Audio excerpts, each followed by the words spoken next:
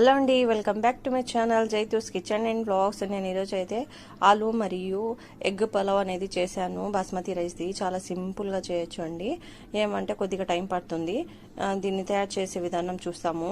నేను 1 cup basmati rice తీసుకుంటే 3 glass of water ఇక్కడ వేశాను. ఇందులో వచ్చేసి ఫ్లేవర్ కోసం అయితే తెల్లగడ్డ వేశాను, ఆనియన్ వేశాను, ఇంకా ఖడే మసాలా అన్నీ వేశాను, సాబుతు ధనియాలు, సోంపు మరియు ఖడే మసాలా అనేది వేసానండి. ఇలైచి, లవంగము, దాల్చిన చెక్క అవి వేసుకొని కొద్దిసేపు మరగాక ఆ నీళ్లు పక్కన పెట్టేసుకోవాలండి. ఇప్పుడు 4 టేబుల్ స్పూన్ అయితే నేను ఆయిల్ వేసాను. ఇందులో వచ్చేసి ఒక పెద్ద ఆనియన్ అయితే చాప్ చేసుకొని వేసుకున్నాను. ఈ విధంగా బ్రౌనిష్గా అయిపోవాలి. ఇది పక్కన తీసుకోవాలి. మళ్ళీ ఇవి ఉడకబెట్టిన ఎగ్స్ని ఈ విధంగా ఫ్రై చేసుకోవాలి. మీరు కావాలంటే పసుపు, ఉప్పు, రెడ్ చిల్లీ పౌడర్ వేసుకొని కూడా వేసుకోవచ్చు, ఫ్రై చేసుకోవచ్చు. నేనైతే వేయలేదు, ఇట్టనే ఫ్రై చేశాను దీన్ని.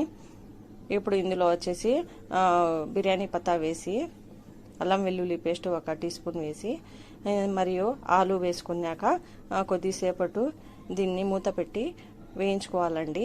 ఎందుకంటే ఆయిల్లోనే ఆలు అనేది ఉడికిపోవాలా, అందుకని పచ్చివాసన పోయేంత వరకు కొద్దిగా ఇట్లా ఫ్రై చేస్తే బాగుంటుంది. అల్లం వెల్లుల్లిది.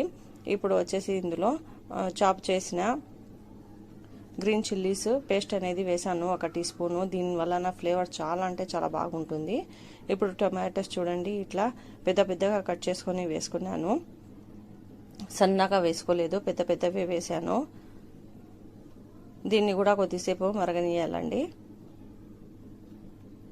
వేయించుకుంటే మూత పెట్టి చూడండి. ఇప్పుడు ఆలు అనేది ఫ్రై అయిపోయింది మంది. ఇప్పుడు ఆనియన్ని పక్కన తీసుకున్నాం కదా, బ్రౌన్ ఆనియన్ వేసుకున్నాక మరియు కొత్తిమీర వేసుకొని కొద్దిసేపు ఫ్రై చేసుకొని మేము పక్కన తీసుకొని పెట్టుకున్నాం కదా, ఆ వాటర్ అనేది వేసుకోవాలి. ఇప్పుడు పెద్దగా చాప్ చేసుకున్న టొమాటోస్ మరియు గ్రీన్ చిల్లీస్ని వేసేసుకోవాలి.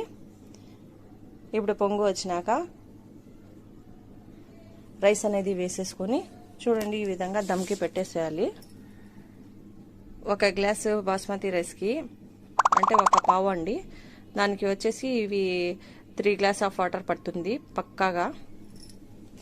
ఇప్పుడు లాస్ట్లో ఈ ఎగ్స్ అనేది వేసేసుకొని బ్రౌన్ ఆనియన్ వేసేసుకొని ఇప్పుడు కొత్తిమీర చల్లేసుకొని దమ్కి అయితే పెట్టేసేయాలి. అంతే, ఎంతో రుచికరమైన ఆలు మరియు ఎగ్ పులావ్ రెడీ అయిపోయింది. నా ఛానల్ని కొత్తగా చూసే వాళ్ళైతే లైక్ చేయండి, షేర్ చేయండి, కామెంట్ చేయండి అండ్ సబ్స్క్రైబ్ చేయడం అస్సలే మర్చిపోకండి. Thank you.